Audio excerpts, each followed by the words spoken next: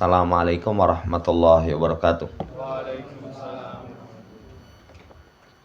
Innal hamdalillah nahmaduhu wa nasta'inuhu wa nastaghfiruh wa na'udzu billahi min sururi anfusina wasayyiati a'malina. May yahdihillahu fala mudhillalah wa may yudlilhu fala hadiyalah. Wa asyhadu an la ilaha illallah wahdahu la syarikalah wa asyhadu anna Muhammadan abduhu wa rasuluh.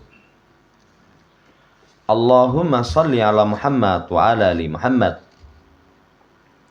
Ya ayyuhalladzina amanu taqullaha haqqa tuqatih wa la tamutunna illa wa antum muslimun. Ya ayyuhan nasu taqu rabbakumul ladzi khalaqakum min nafsin wahidah wa khalaqa minha zawjaha wa basa minhuma rijalan katsiran wa nisaa. Wattaqullaha alladzi tasaaluna bihi wal arham. Innallaha kana 'alaikum raqiba. Ya ayyuhalladzina amanu taqullaha wa qulu qawlan sadida yuslih lakum a'malakum wa yaghfir lakum dhunubakum wa may yuti'illaha wa rasulahu faqad faza fawzan 'azima. Amma ba'd, fa inna asydaqal hadithi kitabullah wa khairal hadi hadi Muhammadin sallallahu alaihi wasallam wa syarrul umuri muhdatsatuha fa inna kulla muhdatsatin bid'ah wa kulla bid'atin dhalalah wa kulla dhalalatin finnar. Ma'asyiral muslimin rahimani wa rahimakumullah. Melanjutkan pembacaan qawaidul Qur'aniyah masih di kaidah surat Al-Qasas ayat yang ke-77. Wa bataghi fima atakallahu darul akhirah wa la tansa nasibaka minad dunya. Pertemuan yang lalu ayat Al-Qasas ayat yang ke-77 itu ada 4 wasiat. Wasiat pertama, wa bataghi fima atakallahu daral akhirah. Cari pada apa yang Allah datangkan kepadamu dari negeri akhirat. Wasiat yang kedua, wala tansa nasibaka minad dunya. Jangan lupakan bagianmu dari perkara duniawi. Kemudian masuk pada wasiat yang ketiga. Di Shafhah Tsaminah ba'dal mi'ataini 208. Kata Syekh, amal wasiyatu as-salisatu. Adapun wasiat yang ketiga, wa ahsin kama ahsanallahu ilaik. Berbuat baiklah sebagaimana Allah telah berbuat baik kepadamu.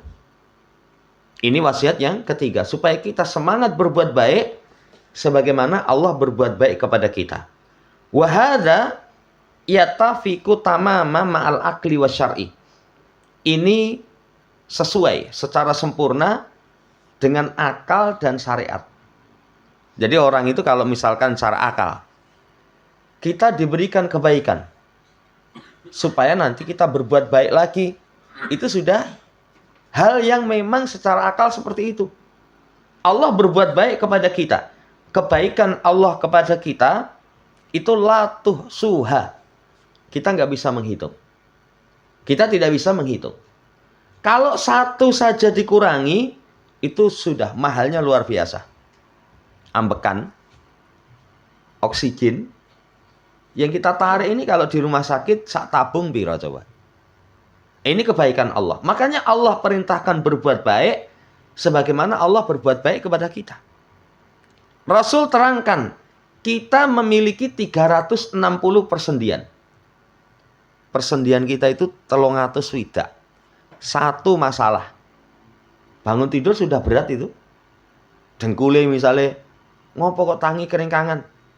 Persendian di dengkulnya itu rusak. Itu sudah kita berat. Makanya jamaah hormati, ini ya cocok secara sempurna, secara akal maupun syariat. Sebagaimana nanti dalam ayat yang lain, hal jazaul ihsan ilal ihsan. Tidaklah kebalasan kebaikan kecuali kebaikan. Tidaklah balasan kebaikan kecuali kebaikan. Makanya orang kalau baik nanti dia akan panen kebaikan. Orang kalau buruk dia akan panen keburukan. Itu cocok. Itu cocok. Kalau orang baik misalkan kok mendapatkan balasan jelek, ora pas. Tidak pas. Jazaul ihsan illal ihsan. Hal jazaul ihsan illal ihsan. Tidaklah balasan kebaikan kecuali ya kebaikan. Ini sesuai dalam ayat. Kemudian wal ihsan dahilun fi umumi ibtigha'i daril akhirati. Ihsan itu mencakup keumuman mengharapkan negeri akhirat. Kan ihsan itu semua kebaikan. Semua kebaikan. Nah, termasuk kebaikan itu kalau seseorang mengharapkan negeri akhirat. Bahkan kebaikan mengharapkan negeri akhirat itu kebaikan yang salib, yang paling unggul. Orang itu kalau mengharapkan negeri akhirat paling unggul. Paling unggul. Walaupun nanti ya lebih unggul lagi nanti mengharapkan wajah Allah. Wajah Allah. Kalau orang sudah mengharapkan wajah Allah, Masya Allah. Ya. Tapi termasuk mengharapkan wajah Allah itu mengharapkan apa yang di sisi Allah. Walakinnahu dzakarahuna liyabniya alaihil ihtijaju biqaulihi. Akan tetapi disebutkan di sini untuk membangun atasnya alasan-alasan. Dari alasan wa ahsin kama ahsanallahu ilaik. Berbuat baiklah sebagaimana Allah telah berbuat baik kepadamu. Kafnya di sini litasbih. Kama, sebagaimana. Tadi sudah kita sebutkan, kebaikan Allah kepada kita itu la tuhsuha, tidak terhitung. Tidak terhitung. Jadi, berbuat baiklah kalian. Ka ihsanillahi ilaika, seperti kebaikan Allah Subhanahu wa taala kepada kita. Kita itu kalau menghitung kebaikan Allah, nggak ada diadakan. Pertama kali diadakan dalam perut ibu. Lemah terus menjadi besar. Kemudian setelah itu Allah keluarkan kita. Setelah Allah keluarkan kita, semua kebutuhan kita Allah cukupi di dunia. Di dunia itu Allah cukupi. Makanya kalau orang butuh nggak cukup, itu kadang kekeliruannya dalam satu mungkin memanage. Karena ada ungkapan kebutuhan sama keinginan. Kalau kita sesuai dengan kebutuhan, cukup. Karena Allah sudah jamin kebutuhan kita dicukupi. Kalau nggak cukup, satu, jangan-jangan kepinginan kamu turuti. Itu bukan kebutuhan. Kemungkinannya kedua, hal yang menjadikan kecukupan kita itu ditahan. Mungkin dengan kemaksiatan atau dengan apa sehingga hilang barokah. Saudara yang saya hormati, Allah Subhanahu wa taala telah berbuat baik kepada kita supaya berbuat baik. Wa hadil ayatu fiha minat ta'lil wal habbi ma huwa dhahir. Ayat ini di dalamnya ada alasan dan hasungan. Ada alasan dan hasungan. Ya, hasungan berbuat baik. Alasannya apa? Allah telah berbuat baik kepadamu. Allah telah berbuat baik kepadamu. Dan orang itu kalau misalkan disuruh berbuat baik, diingatkan. Infako. Ya, ngopo infak? Duitmu sing wae Allah no. Itu nanti akan tumbuh semangat. Tapi coba kalau misalkan infako, tapi nggak diingatkan. Rezeki kamu itu yang kasih Allah nggak diingatkan.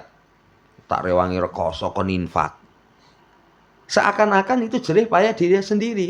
Tapi dengan infakoh, karena Allah yang telah memberikan kepadamu rizki, itu akan tumbuh semangat. Ya, sebagaimana dalam ayat An-Nur 22. Wal ya'fu wal yasfahu. Alla tuhibbuna ayaghfirallahu lakum wallahu ghafurur rahim. Hendaknya memaafkan lapang dada. Apa hal yang bisa menumbuhkan semangat pemaaf lapang dada? Tidakkah kalian suka kalau Allah memberikan ampun kepada kalian dan Allah Maha Pengampun lagi Maha Belas Kasih? Harapan kita kepada Allah dimaafkan itu mengantarkan kita semangat menjadi pribadi pemaaf. Pribadi pemana? Ya kembalinya kebaikan balasannya kebaikan. Mengharapkan kebaikan, berbuat baik. Sampai nanti dalam hadis anfik unfak alaika, infako, nanti kamu akan dicukupi. Nanti akan dicukupi. Itu namanya al-jaza min jinsil amal. Lah ayat yang terakhir ini, surat An-Nur 22 itu salah satunya kisahnya Abu Bakar. Abu Bakar As-Siddiq itu memiliki kerabat yang namanya Mistah. Mistah ini sahabat yang ikut hijrah bersama Abu Bakar. Tapi karena fakir, termasuk biaya kehidupannya itu sering dibantu oleh Abu Bakar As-Siddiq. Tapi Mistah ini terkena fitnah.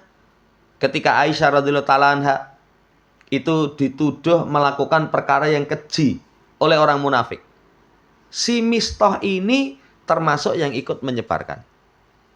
Coba kalau kita sebagai manusia, sedulur, kita berbuat baik kepada dia, anak kita terkena fitnah, dia ikut menyebarkan. Apa nggak sakit?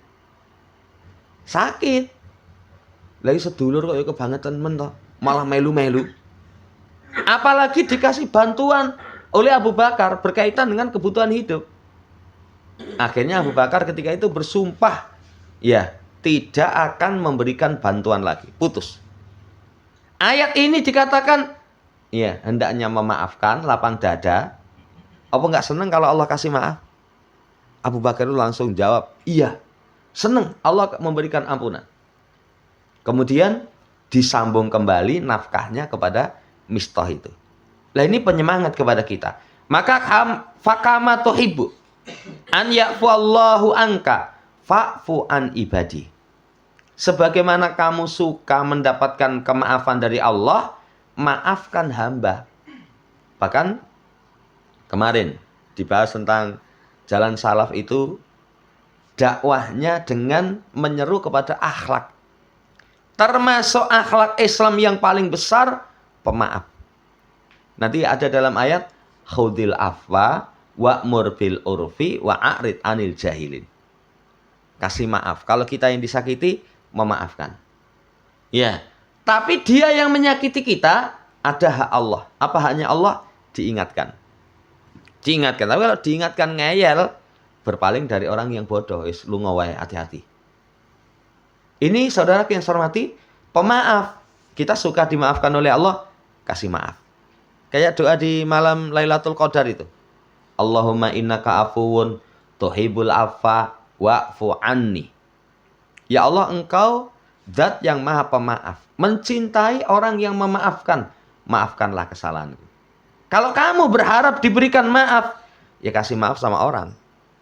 Tapi kalau kejahatan orang kita pendendam, titenono, wah wis ada kesempatan tak dingkik dari belakang. Seperti itu berarti tidak mengharapkan kemaafan di sisi Allah. Ini alasan dan hasungan sangat nampak yang terkandung di wasiat yang ketiga. Kemudian, kama tuhibbu an yusina ilaika rabbuk wa yadumu ihsanuhu fala taqta ihsanaka ya an khalqih wa ila fallahu ghaniyun 'anil alamin.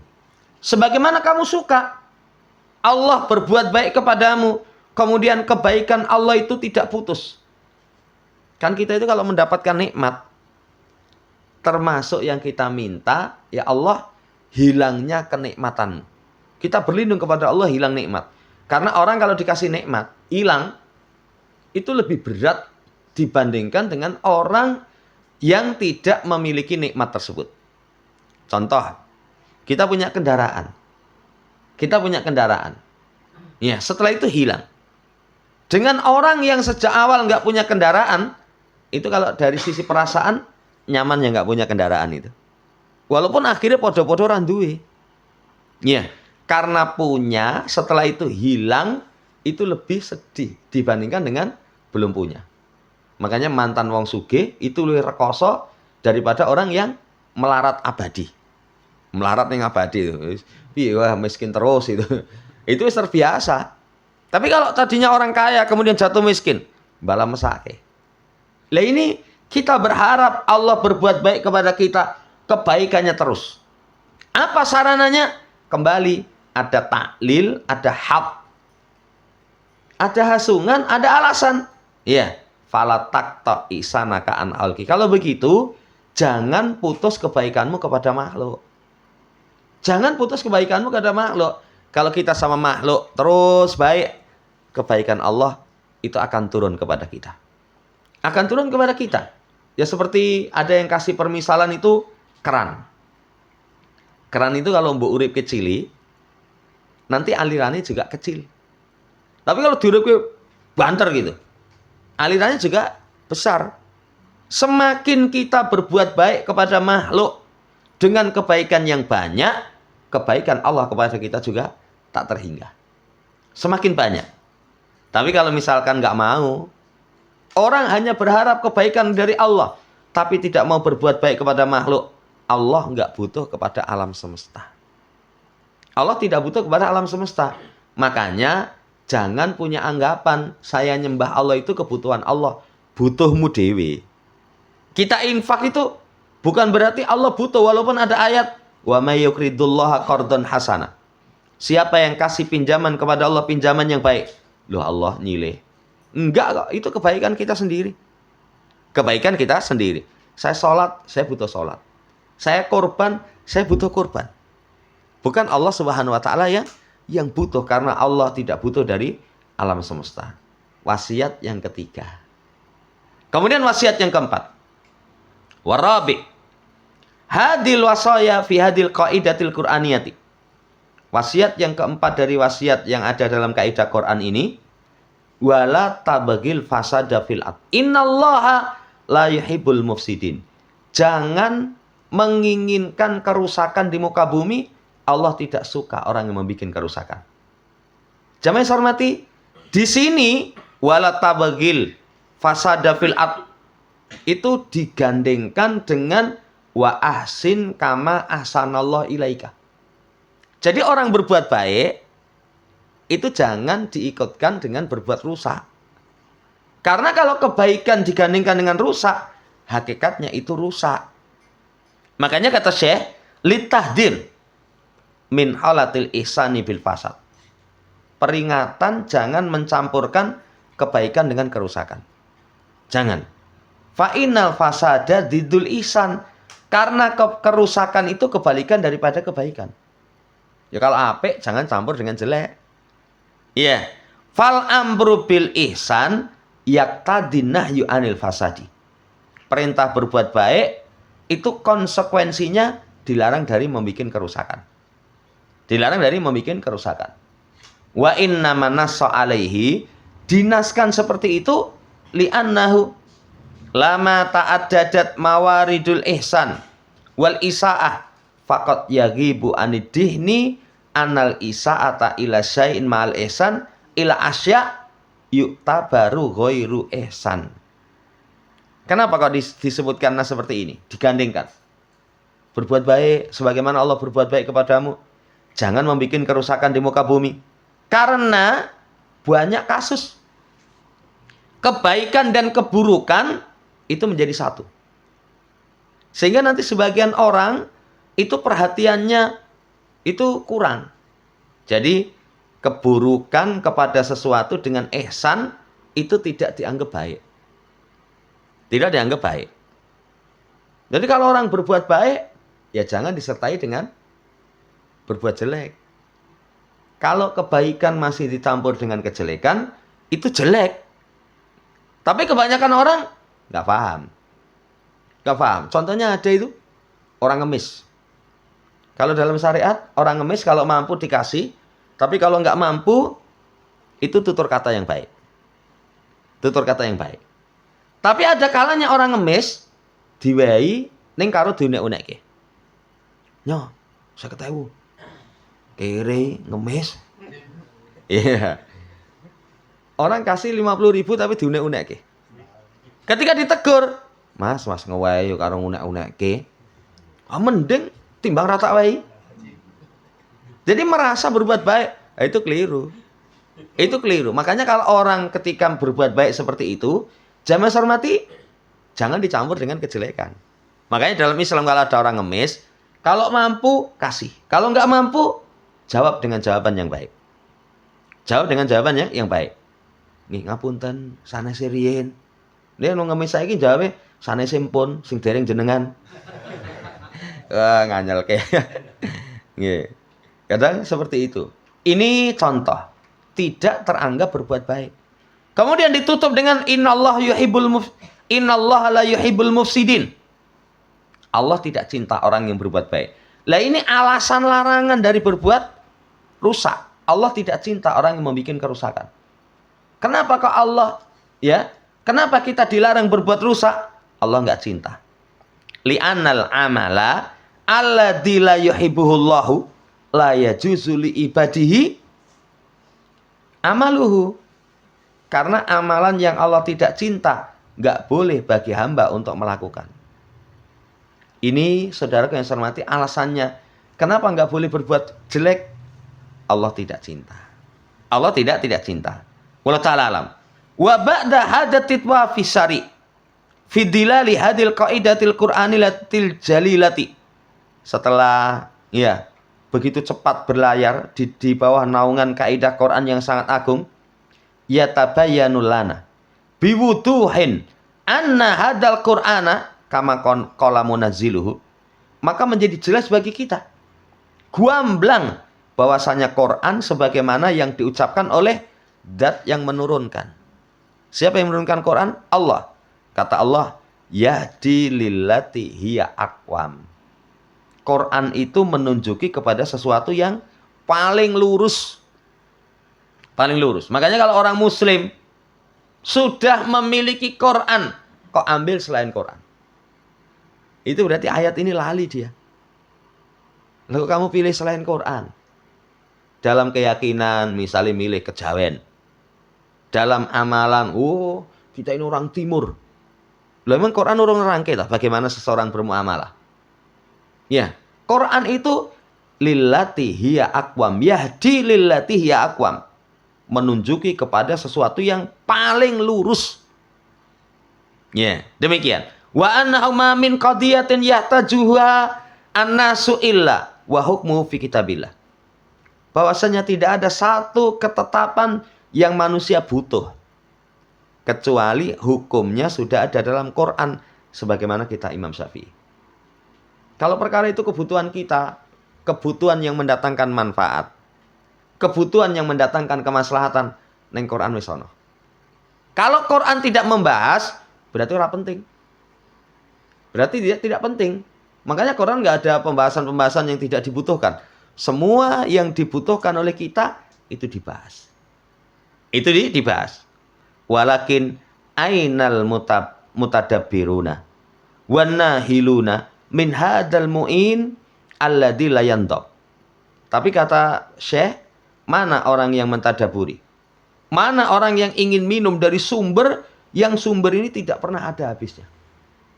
Tidak pernah ada habisnya. Muslim itu semangat baca Quran cukup. Itu sudah mencukupi. Kenapa? Karena semua perkara yang dibutuhkan itu sudah terkandung dalam Quran. Wallahu ta'ala alam, ini kesimpulan dari wasiat yang keempat. Dari wasiat yang keempat. Intinya, seseorang diperintahkan berbuat baik, jangan diikutkan dengan kerusakan. Jangan diikutkan dengan kerusakan. Berbuat baik diikutkan dengan kerusakan, itu bukan kebaikan. Contohnya banyak, seperti ngasih pengemis. Iya, banyak nanti kalau orang, saya pernah kasih contoh itu, misalkan pernah ya ada jamaah itu diundang mangan enak, bianget itu. Tapi setelah mangan enak itu, kalimat yang dilontarkan itu menyakitkan. Ya, yeah. Kalau bar mangan enak terus diomongi sing ora enak kan dadi waduh. Ngopo mau tak pangan? Ya, ini jangan. Jadi kebaikan itu jangan diiringkan dengan membuat kerusakan apapun. Apapun. Wallahu ta'ala alam, selesai 4 wasiat. Kemudian ditutup, Allahumma inna nas'alukal qasda fil faqri wal ghina wa nas'aluka na'ima la yanfud wa qurrata ainin la tanqati wa nas'aluka ridha'a ba'dal qada wa bardal aish ba'dal maut. Iya. Wa nas'aluka ladatan nadri ila wajhika wasyauqa ila liqa'ika fi ghairi sara'in madaratin wala fitnat mudillah. Allahumma zayyinna bizinatil iman waj'alna hudatan muhtadin. Doanya luar biasa ini. Ya Allah, kami meminta kepadamu kesederhanaan dalam fakir dan kaya. Orang itu kalau mampu fakir ya sederhana, kaya ya sederhana, itulah kebahagiaan hidup. Kebahagiaan hidup. Cuman kadang orang enggak. Kalau fakir wis lemes gitu. Rupane itu wis kaya wong arep mati. Tapi kalau duitnya akeh ya diledar-diledar kaya rantek duitnya itu. Itu namanya tidak sederhana ketika fakir dan kaya. Kemudian minta kepada Engkau ya Allah kenikmatan yang tidak habis. Tadi sudah kita sampaikan, nikmat itu kalau putus itu menderita. Makanya orang menyadari nikmat itu kalau hilang. Kalau hilang, ya saya pernah kasih contoh, dua motor ekrek-ekrek. Itu kalau motornya mlebu bengkel, kemana-mana itu bingung. Nyilipit, kalau nggak nyilipit jalan itu, apa katanya? Alhamdulillah jadi motor ekrek-ekrek aja manfaat. Tapi begitu hilang gak dikerasa. Kalau nggak hilang, grundel wae. Dino-dino itu. Apa mana sing disawang motor sing apik-apik. Ning dalan bus. Opo kuwi? Yeah. Ini saudara yang saya hormati, kenikmatan yang tidak hilang. Tidak hilang. Termasuk kapan itu ada orang, gimana hubungan kamu dengan istrimu? Wah, rumah tangga wis tahun-tahunan wis gur kaya kanca wis ora ana perasaan katanya. Ya sampaikan coba bojomu kon mulih nggone mboke. Nggih, 2 minggu itu. Nanti kamu ngerasake. Ya, nyuci dhewe, jemur dhewe, ya apa-apa sendiri baru terasa. Kenikmatan itu kalau hilang baru terasa. Makanya jamaah hormati, nas'aluka na'imal yanfud. Aku minta kepadamu kenikmatan yang tidak habis. Kemudian, minta kepada Engkau ya Allah penyejuk pandangan mata yang tidak putus. Ketenangan, ketentraman juga tidak putus. Kalau orang tenang, kemudian setelah itu gundah gulana, ya ini juga nanti kita nggak kuat kadang. Minta kepadamu ridho terhadap ketetapan. Ketetapan Allah itu akan terasa bahagia kalau kita ridhoi. Kita ridho. Tapi kalau ketetapan tidak diridhoi, ya orang selamanya nggak merasakan kebahagiaan. Demikian pula dinginnya kehidupan setelah kematian. Kita minta, karena kematian setelah kematian itu, nanti kehidupan ada yang dingin, ada yang panas. Ada yang panas. Kayak Nabi SAW, ada sahabat yang meninggal memiliki utang, belum dibayar. Nabi diminta mensolatkan, tidak mau. Kata Nabi, sallu ala sahibikum, solatkan teman kalian.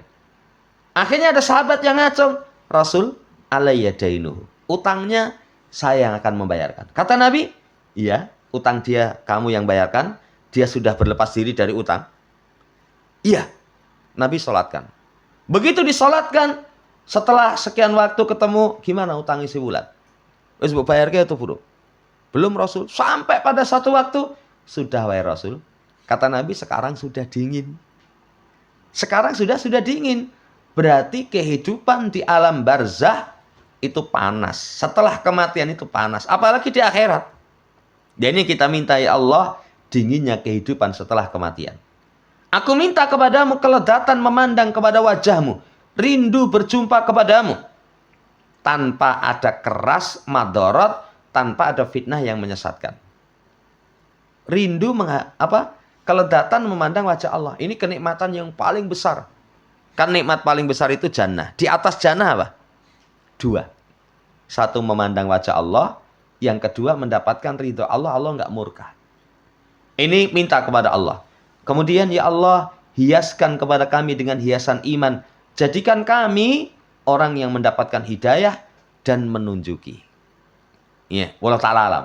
Ada 4 bahan renungan. Pertama, man alima ana malahu ariyah ingdahu a'anahu dzalika ala taqwallahi fi. Siapa yang tahu bahwasanya harta yang dia miliki di sisinya itu merupakan ariyah, merupakan silian, pinjaman, maka dia akan pakai untuk takwa kepada Allah Subhanahu wa taala. Dia akan pakai untuk takwa kepada Allah Subhanahu wa taala. Kan kemarin disampaikan, dunia itu ya tempat untuk mencari bekal. Tempat kembali yang sebenarnya akhirat. Mudik sing sebenarnya itu akhirat. Harta kita itu pinjaman dari Allah, disili. Makanya kalau orang kena musibah, misalkan hartanya hilang, apa yang dia ucapkan? Innalillah wa inna ilaihi rajiun. Semua milik Allah. Nah ini kalau orang tahu, oh ternyata harta kita itu adalah ariyah, merupakan barang yang Allah Subhanahu wa taala pinjamkan. Pinjamkan kepada kita, maka gunakan untuk takwa kepada Allah. Disili itu digunakan yang sebaiknya. Kalau orang saja ini orang kasih kepada kita pinjaman, kemudian pinjaman itu tidak dirawat dengan baik. Kita gemereneng itu. Nilai mobilmu silai. Ya, mau tinggal piknik, begitu mulai itu jerone roket gitu. Ya, kotor. Orang nanti dalam hati, ya Allah ya silai mobil, ya bensinnya kebak mulai yo ya, itu entek itu loh. Ya, wis ini diresiki ora itu. Tapi coba kalau misalkan orang kasih kepada kita pinjaman, kita rawat dengan baik. Begitu balik itu klimis, kempling gitu. Jerone resi, apalagi lu ngene ngendi Malang itu gawane apel Malang itu. Oleh-oleh ya. Itu nanti ya, saudara yang saya hormati itu seneng. Orang dikasih pinjam oleh Allah, pergunakan untuk ketakwaan. Yang kedua, lam yatlubillahu ta'ala minka antan salihah min kulli amwalika wa innama anta ta'amala fiha bima syara'ahu laka. Allah tidak meminta darimu untuk kamu curahkan semua hartamu. Allah nggak minta itu. Allah nggak minta, makanya walatan sanasibaka minad dunya itu jangan dipahami. Oh, kalau menginginkan akhirat itu berarti mangan ya sing roti sing atos. Jangan sing enak-enak. Ya, nanti kalau omah itu sing penak-penak, jangan yang nyaman. Ngopon ditambah kaya AC sampeyan ditinggal ning akhirat itu. Bukan seperti itu. Ya, kepahaman seperti itu keliru. Allah enggak minta semua hartamu kamu curahkan, tapi pergunakan hartamu itu sesuai dengan syariat. Termasuk orang infak, kemarin disampaikan wa mimma razaqnahum yunfikun. Mimma sebagian. Dan sebagian itu enggak banyak itu. Coba kalau orang punya emas 85 gram emas murni, dimiliki 1 tahun, berapa dikeluarkannya? 2,5%. Ya, bukan 90%. Wah, kita rekoso no. Enggak itu. Sisanya silakan kamu nikmati. Orang punya ternak kambing misalkan, sampai 40-an ekor. Ya, kemudian diminta cuma 1 ekor itu. Cuma 1 ekor. Ini menunjukkan, saudara yang saya hormati, jangan kamu, Allah tidak meminta semuanya kamu curahkan. Ini bahan renungan yang kedua. Makanya kalau disuruh mengeluarkan sebagian saja pelit, lugur semono jatah akeh endi. Orang mencela itu. Lawang kita kepada sesama, misalkan teman kita ya punya makanan sak nampan gede. Sego apa? Sego kebuli, sak nampan gede itu. Kemudian datang teman kita. Mas delok ya, Mas. Engko sesendok loh. Kata kita, sak nampan pangan dhewe. Delok engko sesendok gitu. Tapi kalau misalkan ya wis, 1/10-nya. 1/10-nya dari sak nampan. Itu kan enggak seberapa. Enggak seberapa. Tapi kalau minta semua, ya sing dijaluki gemreneng. Kamu sak nampan mbok mek kabeh. Padahal regane 350. Iya. Ini contoh saja ya. Jadi ini yang harus diingat. Yang ketiga, tadzakuru ihsanillahi 'alal abdi 'ala dawam da'in lil ihsani ilal khalq. Mengingat kebaikan Allah kepada hamba yang terus-menerus itu pendorong berbuat baik kepada makhluk. Makanya kalau orang pengen jadi wong apik, ingat semua ini pemberian Allah Subhanahu wa taala. Semua ini pemberian Allah Subhanahu wa taala. Ini poin yang ketiga. Sadar ini pemberian Allah, mengantarkan seseorang berbuat baik kepada makhluk. Yang terakhir, al-Islam dinul wasatiyah. Fala rahbaniyah fihi. Wala tarafa mudghiyah. Islam itu agama yang pertengahan. Agama yang pertengahan. Karena orang ada nanti yang cinta kepada dunia itu sampai lali akhirat. Tapi ada yang ingat akhirat itu sama sekali lali dunia. Yang saya pernah kasih contoh itu ada orang yang punya pemahaman, oh mangan kambing itu urip seneng-seneng itu. Ya, saya ceritakan itu ada undangan akekah. Itu ada salah satu di situ orang mangan. Loh, ketika ditanya ngapa orang mangan? Oh, terlalu seneng-senengan dengan dunia itu. Seneng-seneng dengan dunia. Wah, iya non acara mending saya cedak kuwi, nanti kan DM moh. Ya, nyomekan Mas. Ya, kono tak wayan aja tempe entah gitu. Ojo seneng-seneng dengan dunia. Itu tercela. Islam itu pertengahan. Eling akhirat tapi tidak melupakan dunia. Demikian pula rohbaniyah. Rohbaniyah itu kependetaan. Pendeta itu gak menikah. Dengan alasan untuk melayani Tuhan waliyadzubillah. Tapi kalau Islam, nikah boleh itu. Tapi ada batasnya. Ada batasnya. Jangan karena nikah boleh, wis bojomu piro? 14. Ya nggak boleh. Kalau dalam Islam ada batasan. Ada batasannya. Ini nggak ada rohbaniyah. Nggak ada rohbaniyah. Demikian pula tidak ada yang kemewahan melampaui batas. Kemewahan melampaui batas itu tadi lupa kepada negeri akhirat. Itu juga tercela. Islam agama yang pertengahan. Makanya orang muslim itu wanya kerja. Waktu ini ngibadah kok. Waktu ini ngibadah. Tidak boleh orang ibadah terus. Misalkan. Hingga akhirnya dia tidak mencari urusan dunia. Di masa Nabi ada yang kemarin kita sampaikan. Ya, sholat tahajud terus, poso terus, nggak mau menikah. Dianggapnya kalau menikah itu menghalangi untuk ketaatan kepada Allah. Sama Nabi tidak diperbolehkan. Tidak diperbolehkan.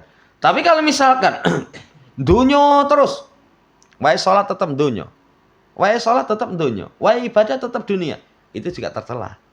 Itu juga tercela. Walhamdulillah ibadah itu ternyata waktu-waktunya pas banget. Karena memang turun dari zat yang maha kuasa.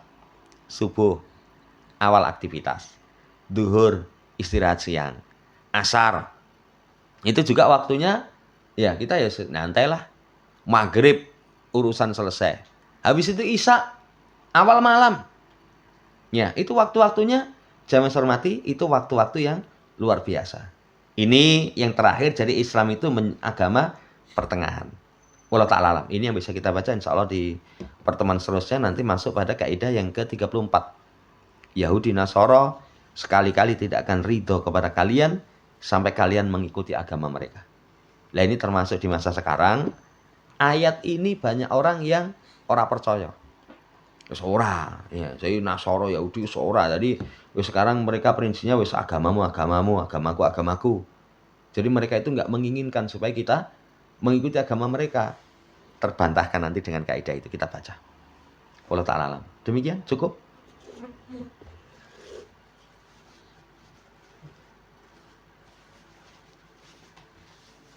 Ada yang tanyakan?